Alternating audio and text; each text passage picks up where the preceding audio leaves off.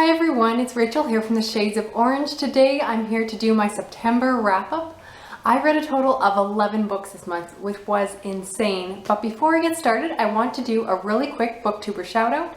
Today I want to shout out Amanda in PA, and I'll give you 2 reasons why you have to subscribe to her. First, we have a really similar reading taste. The reason I found out about her channel this summer is because we picked out 2 of the exact same books for the Booktubeathon. And we both just like a lot of mysteries and suspense. So if you like the kind of books I'm reading, you'll definitely enjoy the books that she's reading.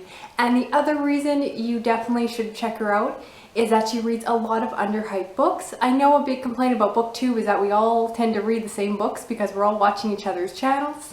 And she does a really good job of finding books from other sources and is always bringing new books onto my TBR. So definitely go check her out. She's a fantastic booktuber, has a very warm personality, and I just really want more people to be watching her channel. Alright, on to the books. I'm going to start with graphic novels. I read volume 6 of Death Note. It started out a little bit slow, but it got really exciting towards the end, and I really enjoyed the series. We'll be continuing on. This is actually book 7 that I'm holding, so I've already started this. I also read the graphic novel The Hedge by George R. R. Martin. I am now caught up with the Song of Ice and Fire series and was just looking to kind of stay in that world a little bit longer, so I checked this out. It's good. It's definitely a kind of substitute for that while we're waiting for the next book, but not quite as good. It's hard to compare it to the epic series, so I gave it about a 3 or 3.5 star rating. Enjoyable characters, but you know, I wanted the Lannisters, I wanted Daenerys, and of course they are not featured in this book. And the third graphic novel I read this month was Locke and Key by Joe Hill and Gabriel Rodriguez. If you don't know, this is a story about a family that goes to live in a house where there are magical keys. It's kind of a supernatural story mixed with a kind of horror thriller story.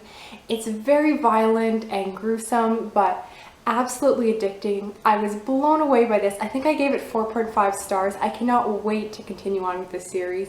This is a graphic novel that absolutely holds up to the hype. It was maybe a teeny bit confusing at first, but just go with it. It's so well worth it. Highly, highly recommend this. Just great graphic novel all around. Now, I also read 3 audiobooks this month. The first one was 168 Hours, You Have More Time Than You Think by Laura Vanderkam. And this is a nonfiction book all about her tips of improving productivity and basically squeezing the most out of every hour of the day. I just found the topic really interesting. It was technically a reread, but it had been years and I kind of wanted to revisit the ideas. I would say this book is targeted primarily at parents. A lot of the advice has to do with managing children and work, and is also targeted towards self-employed people or people in jobs that have a lot of flexibility. Unfortunately, my job is not like that, and I am childless, so I didn't completely connect with this book because I am definitely not the target audience. The next audiobook I read this month was a reread of Ready Player One by Ernest Cline. I had previously read the physical form of this book, but reread it as an audiobook because I love Will Wheaton and was really excited to hear his narration. It was phenomenal. If you're ever looking to reread it, or maybe you've never read Ready Player One, it's a great way to experience the book. Will Wheaton is phenomenal and just was an enjoyable ride. I kind of needed something fun this month, and this really hit the bill. And finally, the third audiobook was Luckiest Girl Alive by Jessica Knoll. I heard about this book previously from Jenny at Adultish Books, as well as Lindsay Ray also read it. And this is a book that is told over 2 timelines. In the current day, there is a woman named Ani who is a high-class professional woman living in New York City. She is very upper class, working as a magazine writer, and is engaged and just has this really rich, privileged life. And she's a very unlikable character. She's catty and selfish and privileged, but in this story, she's making a documentary of something that happened in her childhood, and it's kind of reflections on that. And then the other half of the story is told from her childhood perspective and goes through the events of what happened to her in school. This book, I don't want to give away the details, but it deals with a lot of serious subject matter. When I first heard about Luckiest Girl Alive, I expected it to be one of those fun, addicting reads. it has a very dark undertone, which surprised me, but still very enjoyable. If you are going to pick it up, I highly recommend the audiobook because the narrator does such an amazing job really bringing the character of Ani to life.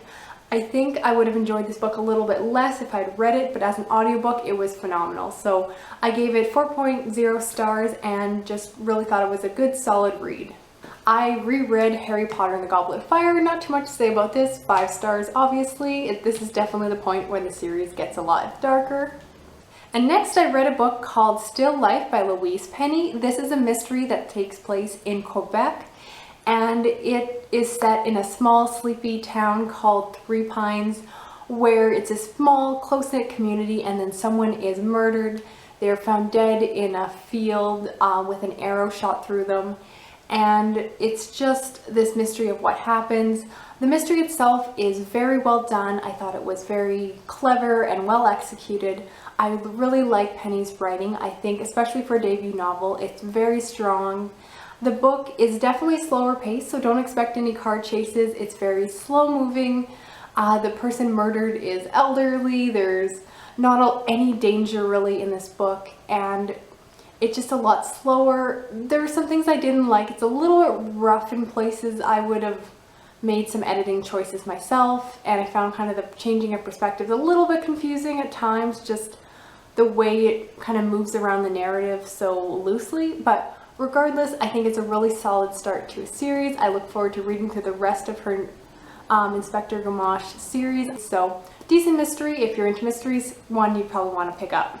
I also read The Undertaking by Audrey Magee. This is a historical fiction with a heavy focus on romance. It's about a couple who basically get married sight unseen. A soldier marries to a woman. It allows him to leave the war for a while and take a kind of honeymoon vacation from the war. And as well, the woman gets the pension if he were to die. And so they kind of have a contractual marriage that's definitely not based on love. But the story kind of takes off from there. It tells the two perspectives. And what I love about this story, I should say it's set in World War II, but what I love is that it's actually set from a German perspective. And these are German loyalists. They're not people who are sympathizers, but really get to see the German perspective of what the commoners in Germany were going through at the time and what their perspective would have been like. A couple issues with the book. The romance in this book is very insta-love, which I did not like, but otherwise I thought the historical side of it was really fascinating and a decent book, very quick read. If you love World War II stories, this isn't a bad one to pick up. I also read Bird Box by Josh Malerman, and this is a kind of suspense horror story about a near future world where there's something outside that we're not really sure what it is. It might be a creature or something supernatural, but whatever it is, there's something that when people look out and see it, they basically go crazy and will murder people and then commit suicide. And because of this, the world is in a panic and everyone basically has stopped going outside, has learned to blindfold themselves, to close their drapes. And it's a really unique setup for a story. A lot of this book is very heavy in description and atmosphere, and particularly descriptions of things like touch and taste and smell and hearing, everything except sight, because a lot of this book actually takes place with the characters being blindfolded whenever they're outside. I didn't find it as gripping as I wanted it to. I admit I kind of had to slog through it a little bit. It's a very short book, but it took me a really long time to read. And I thought it was alright. Horror might not be kind of my wheelhouse, but I wanted to try it. It wasn't even that scary, so it was alright, but a little bit slower paced than I wanted maybe. This last book is possibly my favorite of the month, and that is The Likeness by Tana French, the second book in her Dublin murder mystery series. And this is all about a detective who's called into a case because the murder victim happens to look identical to her. And I mean identical, to the point that the detectives decide to go and put her undercover in this woman's life, and she basically pretends that this woman did not die but actually recovered in the hospital, and it goes undercover to figure out who murdered this woman. That's the setup. So without needing to say more, you kind of understand that this book demands suspension of disbelief. I found the premise really implausible that this woman would be able to pass for someone else, you know, in every possible way, and not only to pass to people who knew her reasonably well, but to pass to her closest friends and family, basically, that saw her every day.